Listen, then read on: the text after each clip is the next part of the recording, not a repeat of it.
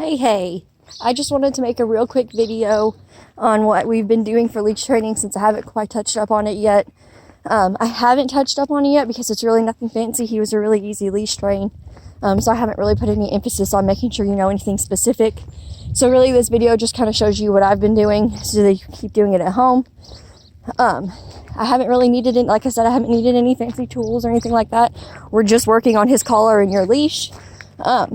First and foremost, we do not use harnesses in our training programs ever. Very few circumstances will I ever put a harness on a dog.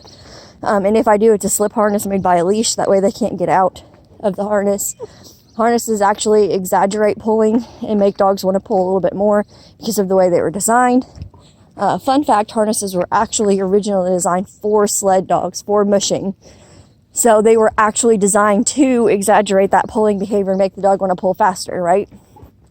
So I have taken it off. I haven't used it. It's been hung up since I've had it. I would prefer that you use the collar. Obviously, it's your dog, your decision. But expect that since he has not been worked on one, that you will have a lot of work to do if you put one back on him.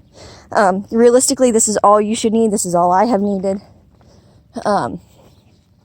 But to start, most people train leash a little different than I do. Most people would make the dog heel no matter what until they give a release command. I don't do that because this is a fantastic example. This is about a 4 to 6 foot leash, right? So if I have the dog at a heel, and what is that leash going to do? Drag on the floor.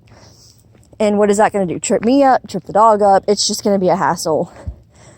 And so what I do is I teach the dog not to pull on the leash that I give. So your leash, for example, is amazing. I love this leash. I honestly would have ordered this exact one had you not have had it already. Ignore his, sorry, real quick sidetrack. Just ignore his little bit of sporadic behavior. He's not used to me holding this big old stick in the same hand as I'm walking with him. I only grabbed it because we had another stray dog kind of giving us a little trouble. I want to make sure I had some protection for us. But otherwise, this is something he's totally not used to, so it's a little nervy for him. So just ignore that behavior. We're working through it as we go. But I digress. So I teach that the dog gets the leash that they have. So he knows that if I'm holding the leash as short as this handle right here, he's not to pull, not to lunge, none of that. He's supposed to walk very nicely by my side like he's doing now. He has some tension, but it's not bad. It's manageable. And like I said, that's only because he's a little nervy right now because I'm holding the stick. We're going to turn around this way, bud. Turn. Good job. And so doing that, teaching them that they get the leash that I give them, 1, prevents me from getting tangled up. And 2, teaches them to be a little bit more mindful about what's at the bottom, what's at the end of the leash. If they don't know how much leash they're getting at any given time, they're going to have to pay a little more attention to what I'm doing, correct? And so that teaches them just to be a little bit more focused on their handler and not so focused on the commanded task, which in my opinion is a little bit better because in an emergent situation like the one that we just experienced where a stray dog was giving us trouble, he needs to listen to me, not the leash, correct? Or not anything I have previously told him, right? So if he's got it in his mindset, because Germans are very good at that, if he's got it in his mindset that no matter what, I have been taught to heel, he's going to heel no matter what. But what if I needed to tell him to sit and stay or run the other direction or whatever? He may not have been able to perform that task because in his mind, he knew we were walking, my leash is on, I was supposed to heel. So we teach the actual command heel. We teach the overall rule that you get the leash that you're given. So generally, no matter how long the leash is, he's not supposed to pull you. If you have to do any kind of corrections, you'll do just a simple tug at first. You see that got his attention. All I did was I tugged a little on the leash, which is called a leash pop. That got his attention. He kind of slowed down a little. He wasn't doing anything wrong, but he was pulling just a little bit, like I said earlier, because the stick is kind of weird him out. And so that corrected him and he slowed down a little bit. Or if you need to, like if he's super distracted, like especially at beginnings of walks, those are going to be your most challenging as he grows out of his adolescent phase, because this is really, really, really exciting. We're walking. Holy moly, this is cool. So we're just full of energy, ready to go. And so for instances like that, where you really need him to get to settle down, you can give a much harsher one. He is a baby, so he will most likely whine for you, and I will demonstrate it so you can see what I'm talking about.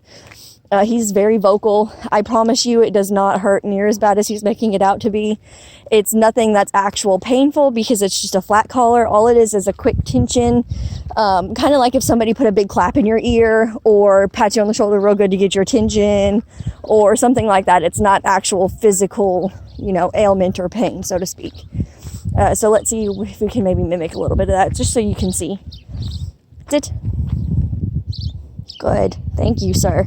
We're turning around this way. Good. So he pulled a little bit farther out of the gate, so I gave him a good correction. You saw that. He's still pulling. So what I'm going to do is I'm going to kind of give a good one back. Slow down. Quit pulling. Tell him his command to quit pulling, and that resolves the problem. And so that's how you're just going to kind of keep going with this. If you have any troubles and you're not having as much success as I am with the leash, by all means, please let me know. We'll move on to different tools. Maybe we need to try an e-collar. Maybe we need to try a slip chain.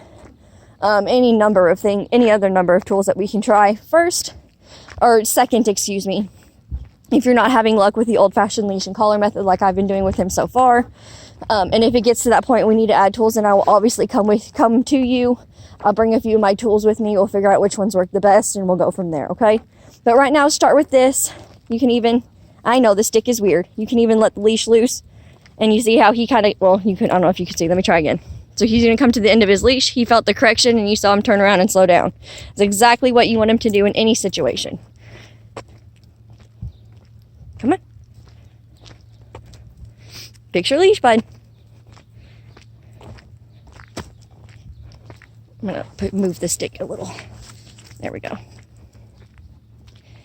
So, and you have to remember too, like a lot of this behavior, like I said, he's really, really excited. Walks are fun. So we're definitely working on that with his age. That's not something that's going to just, yes, we can do our best to train it out of him. We can teach him the appropriate way, but ultimately he's a young, dumb puppy. He's going to act a little crazy for a good while. You're going to have to correct the behavior and settle him down instead of just assuming that behavior is going to be innate, because it's not yet. His attention span is worse than a squirrel, borderline fish. That's just where he's at in his life, and he's going to have to figure that out as we go and as he matures. But you can see every time he gets a little pulley and he's not correcting himself, I am, just by giving that little bit of tug on the leash as hard as I need to given the situation. And then he'll go from there. He also knows that if you stop, I should sit. Mo, thank you. Definitely keep working on that. That is great handler canine focus and control. If I stop, you should sit every single time, no, without fail, no matter what.